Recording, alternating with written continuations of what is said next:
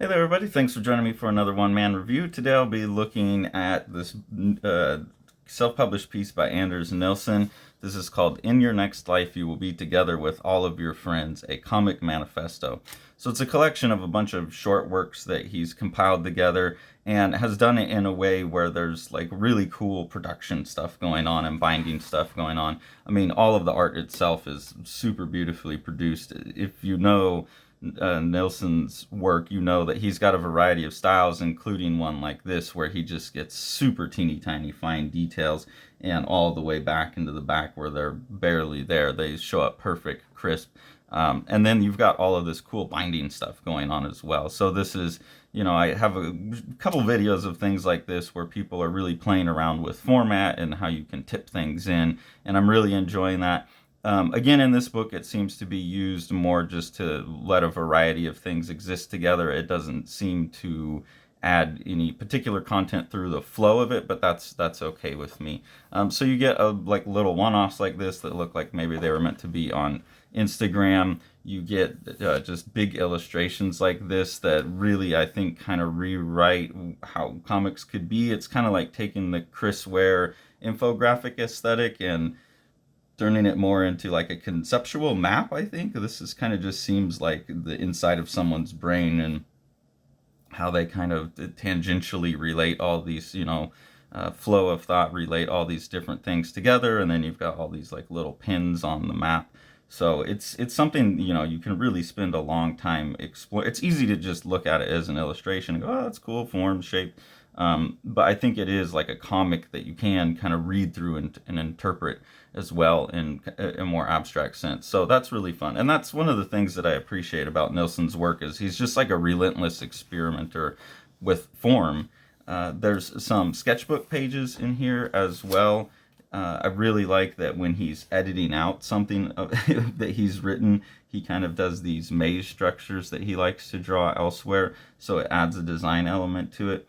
I particularly like his thought here. This is some vacation that he was taking, and he was doing daily sketching. First off, this is a gorgeous drawing here, but also he says, it occurred to me today that each day I am in the Grand Canyon, emails are piling up in my inbox like sedimentary layers of sand and silt and the crushed shells of mussels.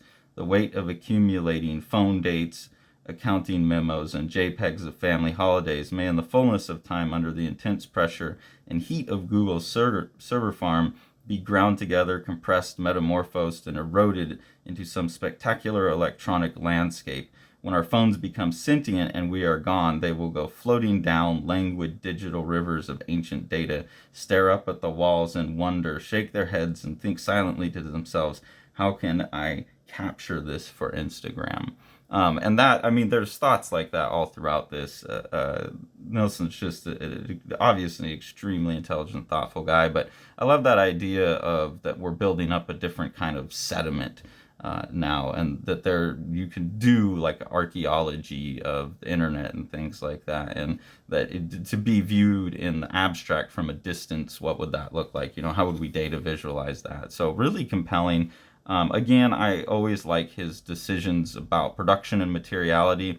So to have these photographs or scans of the sketchbooks where you see the full sketchbook with the binding on the side and the fabric that's on it, that's it's just beautiful. It's a beautiful look. This here, you get this beautiful drawing of a tree. Again, for me, this is the first type of thing I'd see from Nilsen, and as someone who's like a graphomaniac and loves little tiny lines, that's my kind of favorite look of his, but everything he does is compelling to me. Here's like another little one-off one that looks maybe like an Instagram thing, and it's pretty funny. It's called Superman and His Pals This Week, Daniel G. Clowes. And it's basically just Superman harassing Clowes about, like his books don't have enough lasers and all that kind of stuff.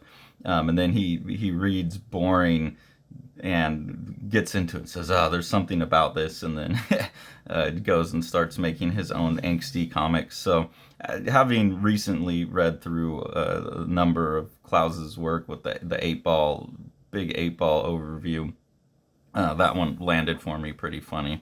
Here's another instance of, this tricky binding stuff, so like a tipped in little book. So instead of just printing this smaller in the page like this, which he very well could have done, Maybe this is something that got released as a zine at a convention or something, and he wanted to put it in its original format, or this is just what he thinks it needs to be. And I like the willingness to bind in extra things like that.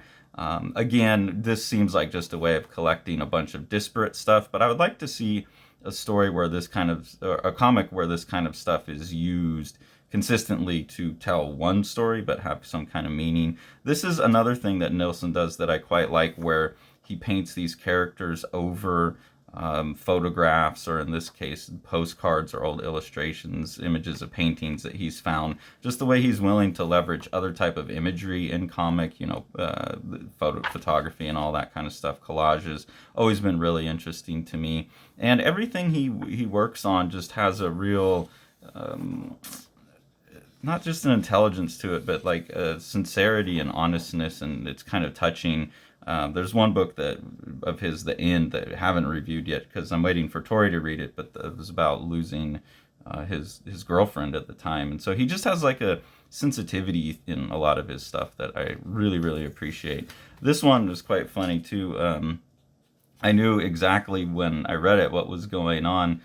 You have this character here saying, "Watch me defile Anders' sketchbook." And immediately I thought, that looks like Gabriel Bell's art. And then in the next panel, he says, "Jesus Christ, Gabriel, what the fuck are you doing?" And so then they just kind of turned this into a collaborative comic. And in the back, there's some notes. And he said that she did kind of just get a hold of this, and then he took it from there. So I think that's really funny. It's really playful. It's nice to see, comics coming out of that kind of collaborative stuff, because that's always been one of the things I like most about comics. I kind of always got to be at least talking to someone else. I can't do these things in isolation.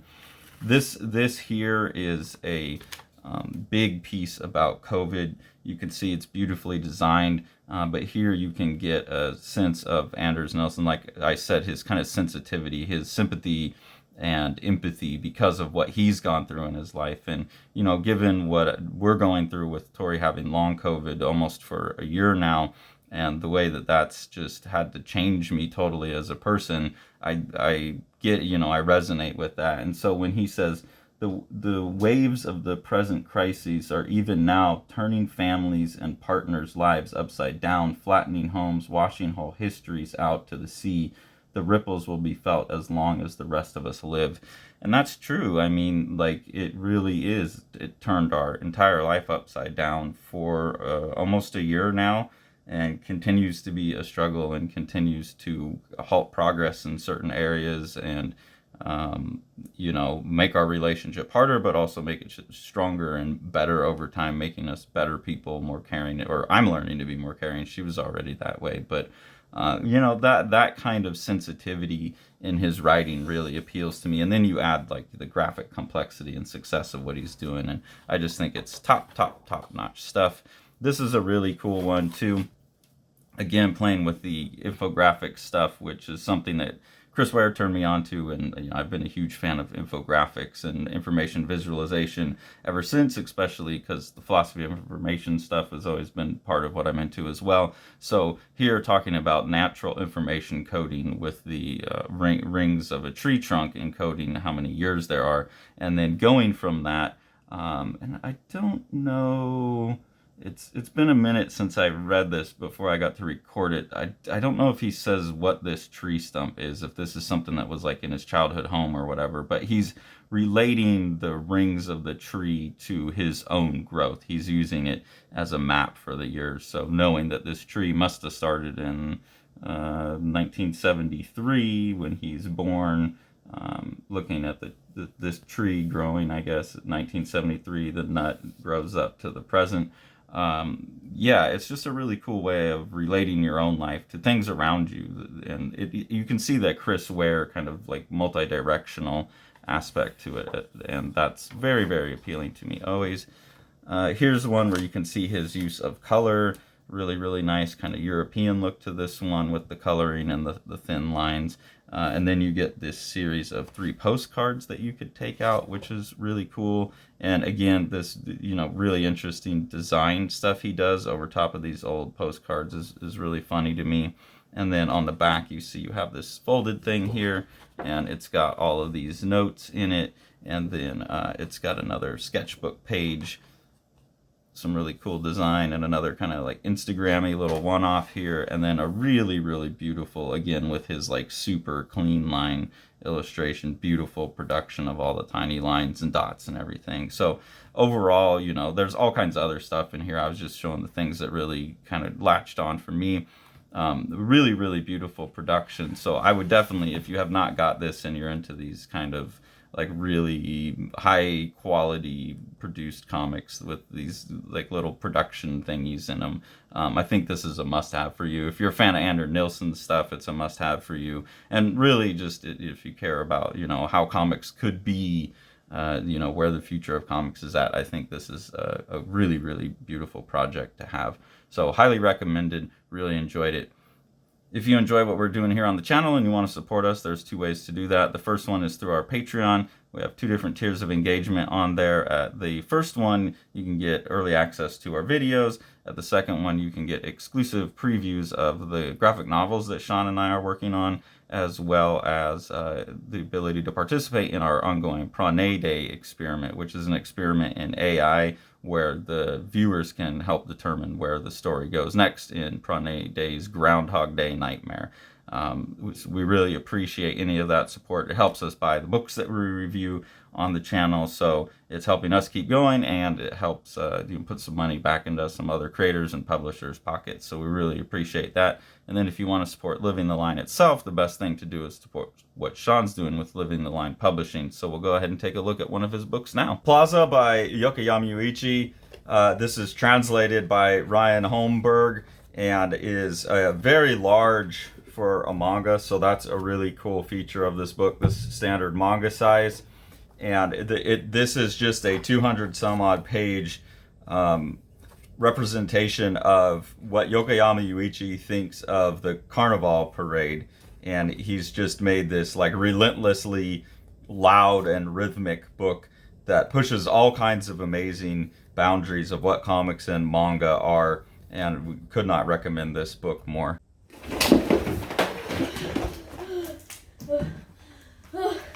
Like and subscribe and hit the bell, please, so Carson can finish reading his books and let me go home.